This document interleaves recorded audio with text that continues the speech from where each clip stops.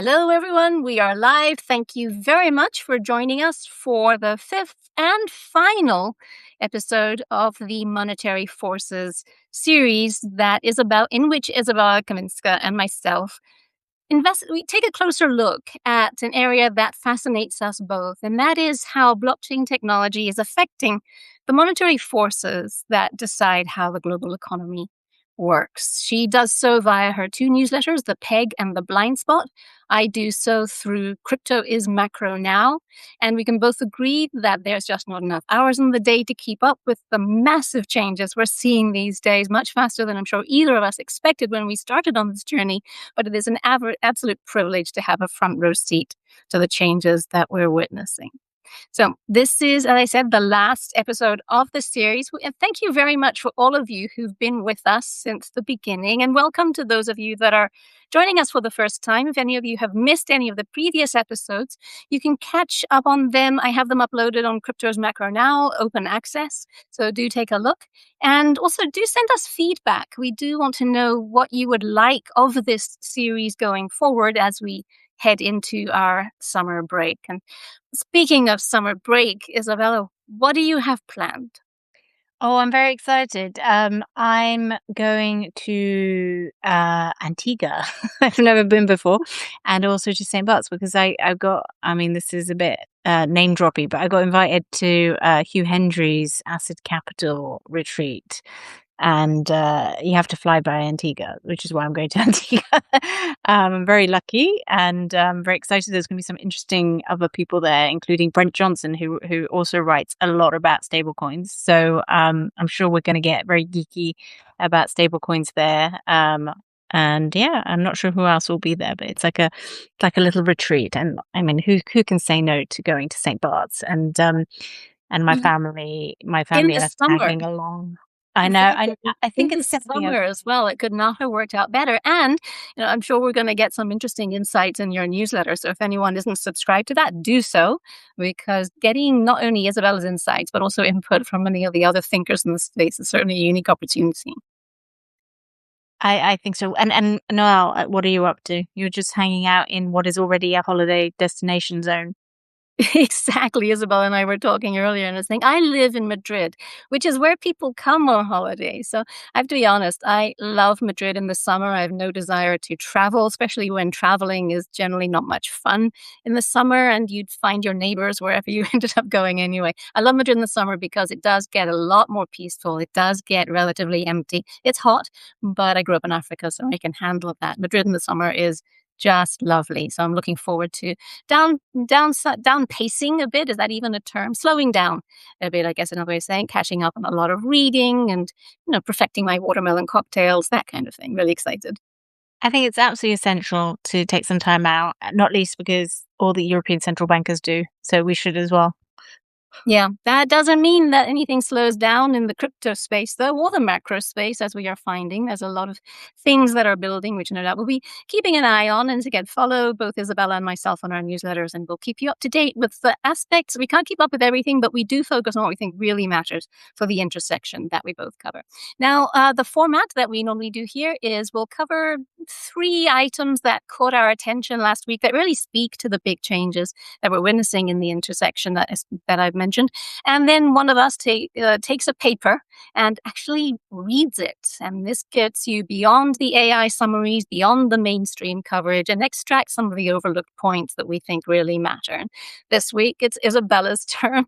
I'm quite relieved to say, given that I have a fuzzy brain, because Spain is in celebration mode. And one thing Spain is very good at is celebrating, especially when it's for something as important as winning the World Championship in football. There have been 2 nights in my household of very little sleep because, again, the Spaniards really know how to celebrate. It's quite exciting, though. The ambiance has been epic, is the only way of describing it. Quite something.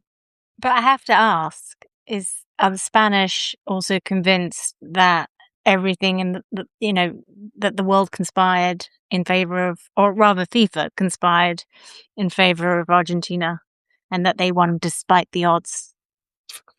So obvious, so obvious. Well, then again, that's we do like our conspiracy theories as well. But the fact is, Argentina, with respect, played pretty dirty, and the referees were handing out yellow cards and even one red card, which we didn't expect. I mean, so in a way, it was more equilibrated than many of us had feared.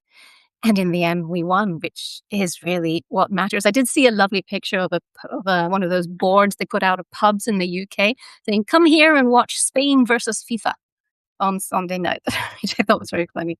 But yeah, obviously, there are a lot of emotions on this. So all sorts of theories were flowing around, but we won. Great. I'm very happy for you. I was definitely supporting Spain. But anyway, what's on your hit list today this week, Noelle? We have some fascinating stuff to discuss, but I want to throw it over to you first, Isabel, to talk about what's caught your eye about the PayPal story. Okay, so I this is interesting. So, I've been slightly obsessed with PayPal for years and years and years and years. Even before people kind of wrote that PayPal mafia thing, it always fascinated me because I was I always thought it was fascinating that the payment flow was so key to the way it made money, even though most analysts and people tracking PayPal, um, you know, I think naively thought it was a conventional kind of payment, and like that they would make most of their money from fees, and they did make substantial money from fees too. Don't get me wrong, but the underappreciated element of PayPal was always the structural float element, and the fact that they, like a bank, generated a net interest margin on this float, which people happily gave up to them and didn't want any return. It was in that way the proto stablecoin. It was the original, the OG, because the real knack, the real kind of innovation through the combination of the two companies, the Elon Musk company and Peter Thiel's company, was that they created a product for managing payments online where people were very happy to keep float and not get any interest for it. And that was really a fundamental innovation that has been picked up by Tether and all the stable coins since then. But the reason I think it's interesting is that since like 2020, 2021, the PayPal share price has been really languishing. Like it collapsed pretty much. Well, it's definitely uncorrelated to anything on the Nasdaq or anywhere else on the US market. It fell quite acutely, I think, around 2021, and it's just been flatlining since then. And I've always wanted to know, like, I've been tracking the story for a while, so I read the kind of analysis that makes its way through those sorts of sites like Seeking Alpha and The Street and the kind of retail level amateur stuff, and no one has yet provided, in my opinion, a satisfactory explanation for why the share price discount is so extreme.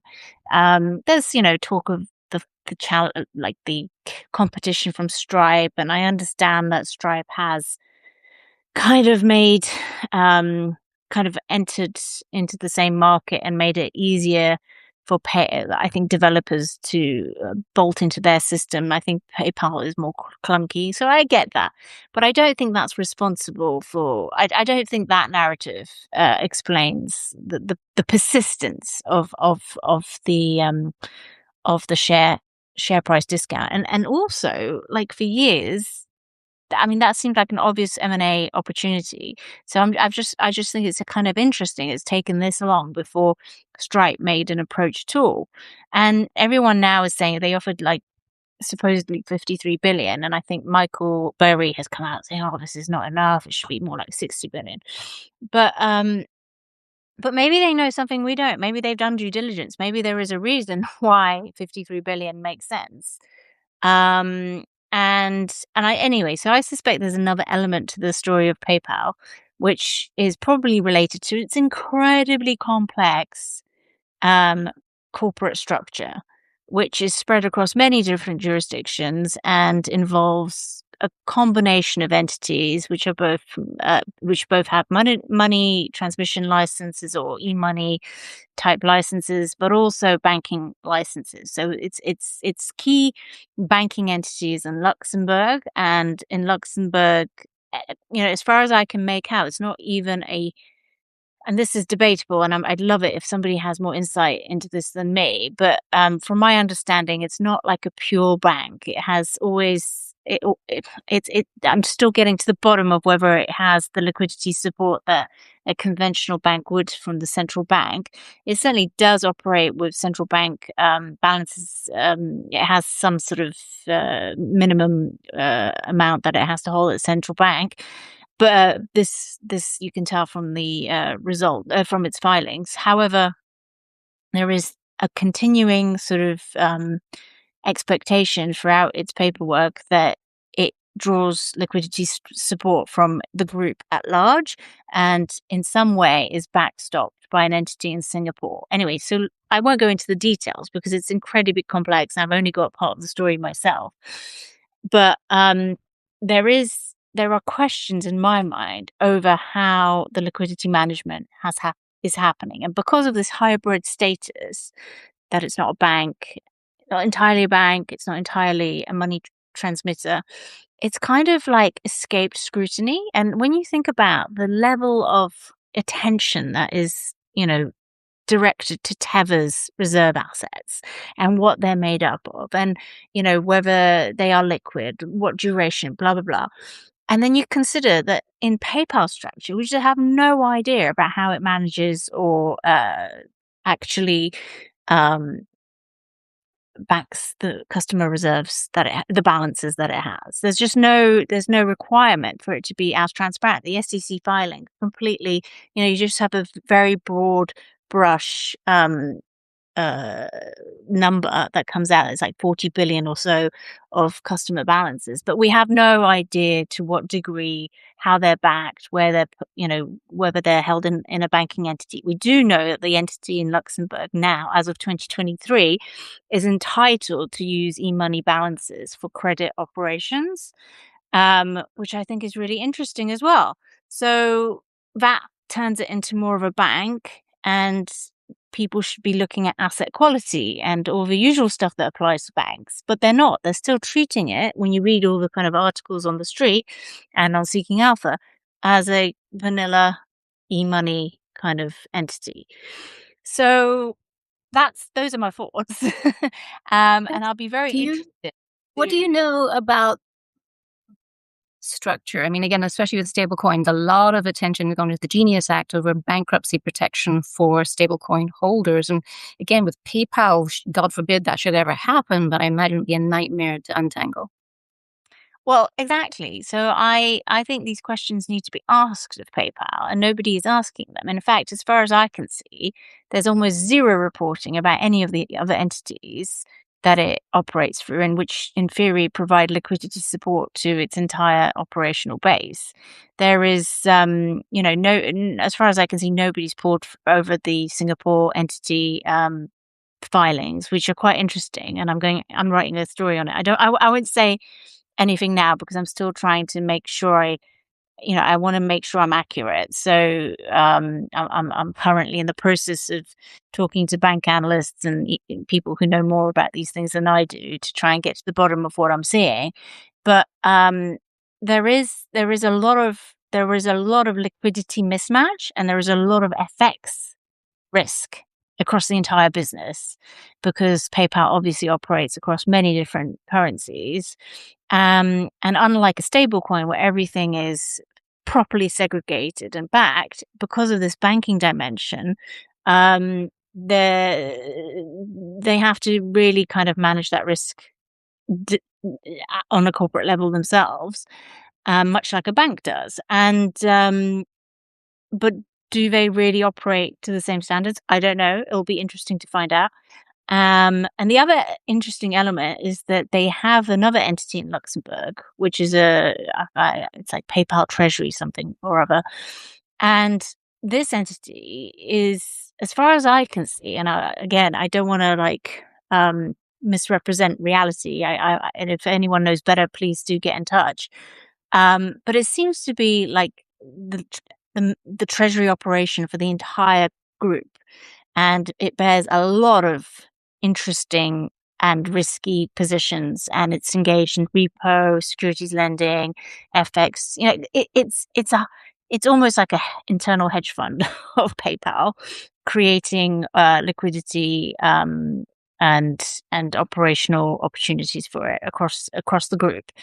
And the last point I would say is that from day one, like, PayPal basically decided to get this Luxembourg license in 2007, which is a very interesting time for it to do that, and I can't get to the bottom of it. But in in I think the official story is that they did used to have a e-money license in the UK, and they decided in 2007 to take advantage of passporting and open up this Luxembourg subsidiary to service the UK out of that instead. And um, and that, okay, fair enough, that makes sense. It's just interesting that, like, a year later we have a financial crisis, and uh, PayPal at the time is very, I mean, I don't know. I have memories of people worrying about their PayPal balances, and in the paperwork that comes out of Luxembourg, they stress very clearly that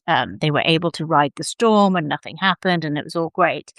But but the interesting thing is that around 2008 or 9, so already around 2007, is when the EU realizes that their legacy EMI, the e-money institution regulatory framework isn't really fit for purpose, and they start the process of trying to upgrade it. And they end up making it far more lenient. So it's really interesting to me that PayPal decides to become a bank in 2007, but then decides to stay as a bank, even as the EU pushes through amendments to its e-money regulatory system, which over time make it much easier to become an e-money institution. So there are obviously great advantages related to being a bank in Luxembourg for PayPal, and it's something that none of the other big rivals really do. So these are open questions, and I'm trying to get to the bottom of them. But certainly, I suspect if Stripe is buying PayPal, we will soon enough get more insight into all these very complex structures. Or maybe not, because Stripe doesn't have the reporting obligations that PayPal does, so we might even get less information. Oh, well, that's a good point. I mean, I guess what I would imagine is that they would do the due diligence, and maybe the signal would come and out. tell us that everything is fine. Well, I think the signal will be in the price they pay, right? So if 50, if the street thinks that PayPal should be valued at 60 billion, but Stripe ends up getting it for 53, or maybe, in the end it gets it for even less, then I think that's a signal in and of itself. But we will see. Okay, that is fascinating. Watch this space. It's not something I've been following, but you have piqued my interest. It's something I'm going to pay closer attention to now. We're going to zoom right into the next couple of items. My only last point is that because it sits in this kind of in between world of not being either not a proper bank, not a proper e-money institution, like, I think the analyst community just completely has not paid attention to these factors, that if it was a stable coin, everyone would be, deeply interested in the reserve backing assets. Yeah. Then we're going to zoom into the next item now, because we have a hard close in about 20 minutes, and there's a lot to get through. So I'm going to dive into a couple of things that are related but happened separately. They flitted across my feed separately last week. And one is an update from OFAC that has added 4 more crypto addresses to those known to be linked to the sanctioned central bank of Iran. 4 more addresses, and immediately Tether froze $131 million worth of stablecoins in these balances. That brings the total frozen by Tether since the beginning of the Iran war to 475 million. That's not exactly small change, but we can assume it's a fraction of what the Central Bank of Iran is actually handling in stablecoins. I was wondering who does the Central Bank of Iran get the money, get the stable coins from? And Chainalysis published a report last week that shows that two main sources for these four addresses. One is a payments gateway, and another based in Asia, and another is an institutional liquidity provider. Didn't provide names, but then 2 days later, a report was released that offered a clue, and this report came from FATF. FATF published an update in its recommendations for all of its members regarding digital assets and money laundering. And no surprise, there's been progress, but not enough. A lot of members still have uneven gaps in enforcement and supervision, etc., etc., etc. The report published a bunch of recommendations, which I won't go into here because you can probably guess what they are.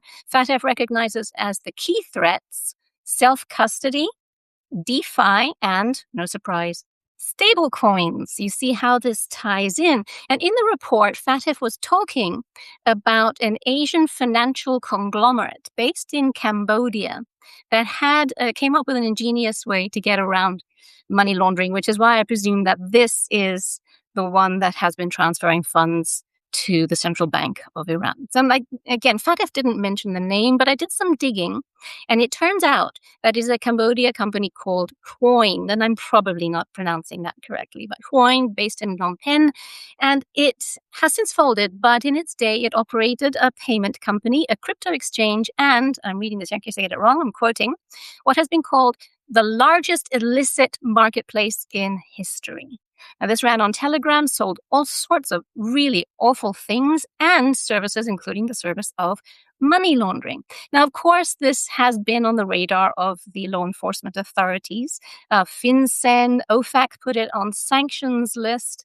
And indeed, that has managed to curtail its activities somewhat, but the biggest impact came from when Telegram shut down the marketplace, only it just moved into other channels. And this is where the story gets interesting, how criminals actually do find relatively simple ways around the kind of moves that FATF, FinCEN, OFAC, etc., advocate for. The bigger point is, Huoin also, it shut down because two of its leaders earlier this year were arrested. They're now in custody in China. But we know that something will step in to fill its place. And that's the bigger point. The bigger point is that while regulatory and international organizations, they're still focused on the whack-a-mole of let's just freeze these stablecoins. Let's put these addresses on a no-go list. Let's, even just imprison some people. They really think that this is going to make the slightest bit of difference. They're focusing more on the whack-a-mole gating rather than listening to the forensics companies like Chainalysis. Elliptic has an interesting report on this as well, saying that they can, as they have shown, trace where the money goes. If one illicit marketplace closes down, another one will open. But you can trace the flow of funds from the closed down illicit one to wherever they go, label those addresses, follow where money goes from those addresses and what money goes into those addresses, and map networks, which today is impossible to do in traditional finance, especially when there are many hops. So my bigger point, tying these two news pieces together, is that the focus from the authorities, and I get it, it's in their DNA, is to prevent crime rather than use these technologies to better trace where the crime is happening and then go after the whole network rather than just a couple of addresses. That's so interesting. For a fuzzy brain, that's a really good assessment, Noelle. Thank you, fuzzy brain, definitely. But crime itself is obviously something that grabs attention, and we can all agree we want to stop it. And especially, I was reading this morning about some of the stuff that this marketplace was selling, and it's upsetting. It's really upsetting. But it's not going to stop unless you get the network, unless you map the territory. And the regulators still don't have that deeply ingrained in we have to slow things down, But surely it's naive to think that criminals are going to come up against a barrier to making their usual payments and think, oh, I guess I'll just give up a life of crime now. Yeah, definitely. So are we did you have another segment, or No, is you've no, combined them let's into go. 2? Let's dive into your dollarization. Just was making sure. So I this paper was only released this morning. So when I say I've read it in one sitting this morning. Um, and Hot off the press, right? it's We're hot not for allowed that, to and use I kind of breaking here, flagged are it we? because I saw it in the lineup for the BIS, and I thought, oh, that sounds interesting. Dollarization and monetary control. What lessons for the rise of stablecoins? A paper by Boris Hoffman, Aaron Mehrota. This is terrible. Mehrota.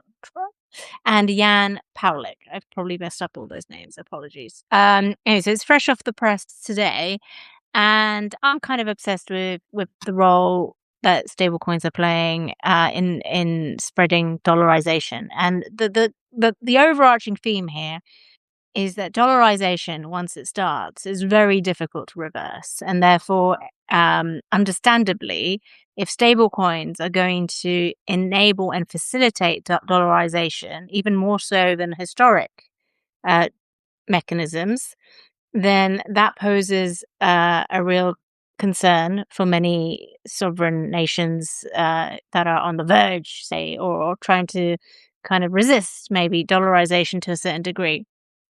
Um, so that's the overarching theme, and so it's a study, and I have to flag that I did not expect that this, when I flagged it for, as for the paper I wanted to look at, I didn't appreciate how much heavy intensive maths there would be, which is not I'm not my strong point. So I'm glossing over the maths because I didn't really understand it. But the executive summary, I would say, is that stablecoins are no longer just crypto trading instruments. They're becoming digital dollars used for payments, savings, cross border transfers. And this widespread adoption basically now means greater demand for dollars, just by definition of the fact that they're so pronounced in because what 98%, 99% are in dollars. Um, and it looks like like the vast majority of people accessing these actually want that dollar um, exposure. That's one of the USPs, really.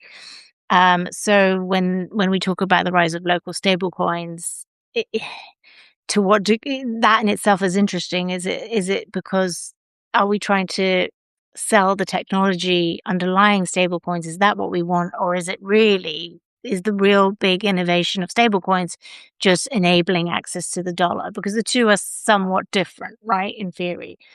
And in this paper, they're basically saying that, as far as they can see, stablecoins are just essentially a euphemism for access to the digital dollar, and that holding USDC or USDT is very similar to holding a tokenized dollar coin, like a conventional dollar account. And it enables all the stuff that people want to do, which is saving in dollars, transacting in dollars, pricing goods in dollars, and reducing actually any reliance on local currencies, which could be for all sorts of reasons, because they're being badly managed, because there are excessive controls on them, or they're just volatile, right? Um, and the other interesting observation, and to be frank, I will flag that this paper wasn't as exciting as I thought it might be, but the It other happens. the other interesting insight I would say is that the concern is that dollarization has in the past, it's not the first time we're contending with these forces, but the issue with stablecoin dollarization is that it might happen a lot quicker than dollarization episodes in the past. One of the paper's strongest argument is that stablecoins remove many of the frictions that previously limited foreign currency use. And historically, that would have meant, having access to the US banking system, or having an abundance of physical cash in your jurisdiction. I always remember David Birch stories about that point, and how like massive paths of dollars are transported all around the world because of these fundamental because of this fundamental demand for physical notes, and in some degree to some degree stablecoins, if anything, are going to disrupt the need for.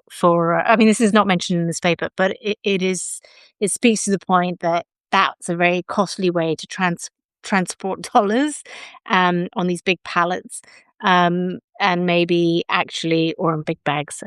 I don't know how you smuggle dollars around these days, but the number one sort of use case is lowering those frictions.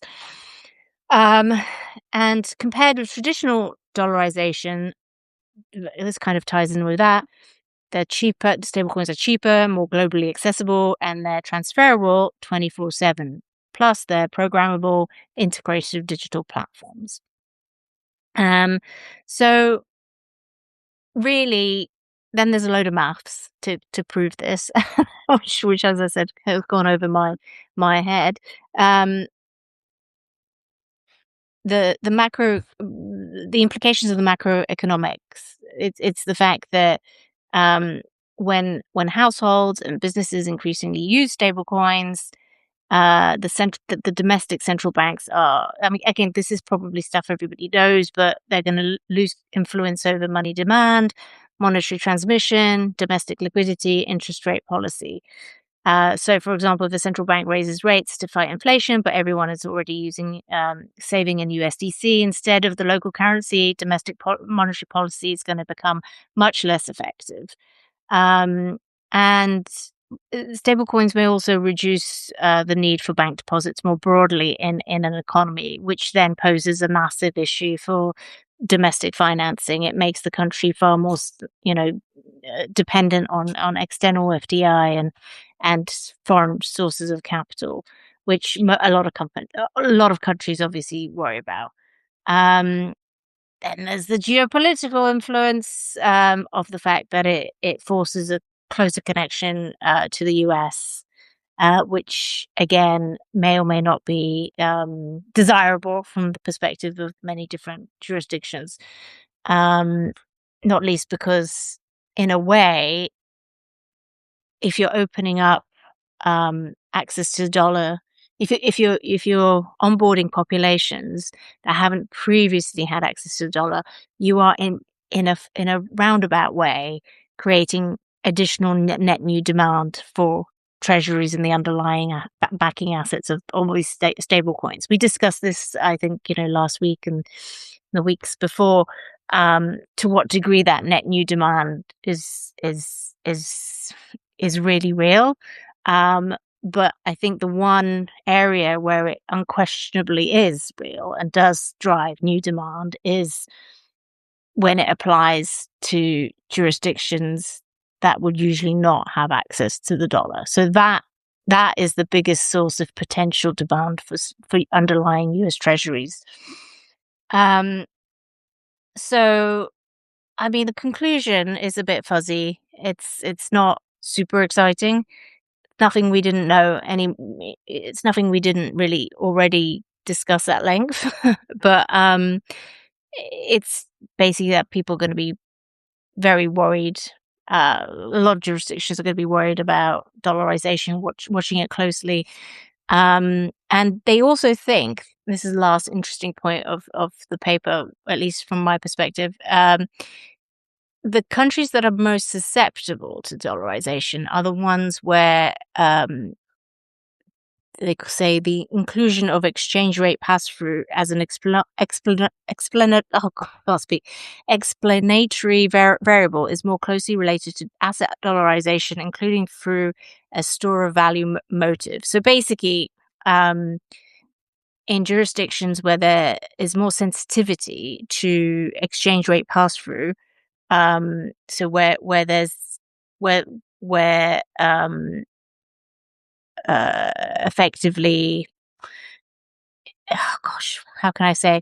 So the pass through being usually the policy, monetary policy, and how it is pass through to conventional accounts and savers, etc. But in this case, when there is a great sensitivity because the underlying economy is maybe more in crisis or there is volatility, there is a need for liquidity. Those are the jurisdictions where um, the susceptibility for dollarization is going to be highest. I don't think that is super, um, you know, insightful in many ways. I mean, it's intuitive. We knew that anyway, but these guys have basically just done the maths to prove that that is the case.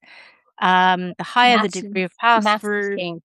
sorry, Maths is king, right? I'm going to maths jump is in. I'm going to jump in as well with a question from Deloitte Gibson. Thank you very much for posting this. Will the creation of stablecoin platforms also cause dollar creation outside of US legacy banking? And if so, is there a concern with the 2008 GFC-like destabilization because of this dollar creation outside? Will the creation of stablecoin platforms also cause dollar? Yes. So I think is there a concern with 2008 GFC like social because yeah, so I think that's the issue. That's fundamentally the issue. But I think it's also the agenda of the US administration. I mean, so you have um, on one hand, you have this growing resistance to dollarization through stable coins in jurisdictions that want to maintain and protect their monetary sovereignty. And on the other hand, you've got the US administration happily kind of pitching stable coins because in there, and I mean, I don't want to speak to the administration, but it seems quite obvious to me that the difference this time to 2008 is that they think they have the risk controlled. And the reason why the risk is controlled this time round is because the underlying assets can't be, you know, Rehypothecated or rehypothecated or no, and we know where over they are. monetized. Yeah. Yeah, and the underlying assets most of the time, I mean, Teva's the exception, but most of the time they're going to be held in US jurisdictions, so you can still tax Tether them. holds, Tether holds almost all of its backing in the US, held by Cantor Fitzgerald. Yeah, I mean, by definition, all US treasuries are effectively held.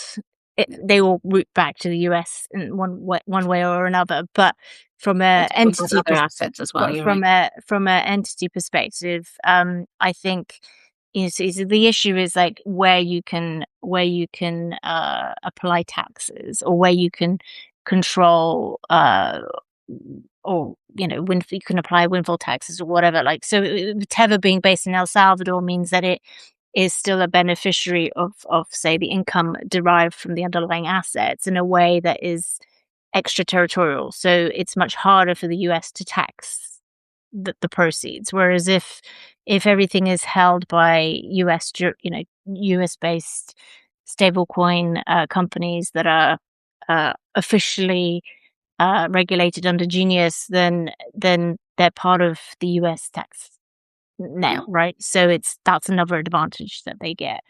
So from their perspective, they get to have their cake and eat it, which is they continue to get the sort of franchising and branding effect of exporting dollars across the world, but they don't have to bear the risk, the same exorbitant privilege risk as they did beforehand, and they also get to control the elasticity of that money outside of their borders. So that's why I think it's slightly different, but it's a good question because I think it is the same. But on that note, I think we're running out of time. Yeah, it's an excellent question. Two very quick things, though. Also, another thing stablecoins do to mitigate the possibility of another crisis like the GFC is you know where they are. You know where the stablecoins are, so it's much easier to track the flows and not only monitor risks as they emerge, but also unwind them if necessary. And yeah, we do need to start winding down because I have to go to another panel now. But one thing I will add to what you were saying, I'm listening to you, Isabel, and I'm thinking I so many analysts that from the Treasury Department itself, even that totally overlook the probability, even that government jurisdictions will push back. They haven't yet, but I expect we will soon see jurisdictions start to introduce measures to ban the use of dollar stablecoins because they are going to lose control of their currency otherwise. And whether these bans are going to be effective or not, we don't know. But this is not. Will they just dollarize without a fight? I mean, again, that's unlikely. And what does that fight look like? That we don't know. And it does tie into what we were talking about earlier, the traceability of the stable coins once they do head off to new jurisdictions. Maybe some jurisdictions aren't going to be happy with that. And so criminals are certainly not going to be happy with that. And so onto the moving pallets of cash, maybe criminal enterprises will go back to doing just that. Yeah, and just on that last note, like, the resistance to dollarization is very difficult, and I think just this week, Bolivia has basically capitulated and officially said, like, "We'll just integrate USDT into our economy because we can't we can't fend it off." Yeah, and maybe this will be good for the economy. Fewer frictions tends to be good. Maybe the monetary sovereignty thing isn't something they care enough about. They care more about the interesting topics. And I hope you all will continue to follow both what Izabella writes and what I write, because this is what we focus on. The blockchain technology is making a huge difference as we speak to the way the global economy functions through various vectors. And we hope to help you understand the changes that really matter. We're heading off for summer break now, but do please let us know either on X, where you can find us, or responding to our newsletters. Do let us know what you'd like to see from this sort of a conversation going forward. Over the summer, we'll be thinking about the format, we'll be thinking about the context, and we'll also be thinking about the distribution, which we need to improve. But so do let us know. I said we love talking to each other, but we also want this to be useful for you. Anything to add, Isabella, before And we head off? no, I'll just say that Noelle was the one that was supposed to have a fuzzy brain, but it turned out it was me. So anyway, thank you very much, and I look forward to hearing, give us some feedback. But we will hopefully be back after holidays. Have a great summer, everyone. Take care.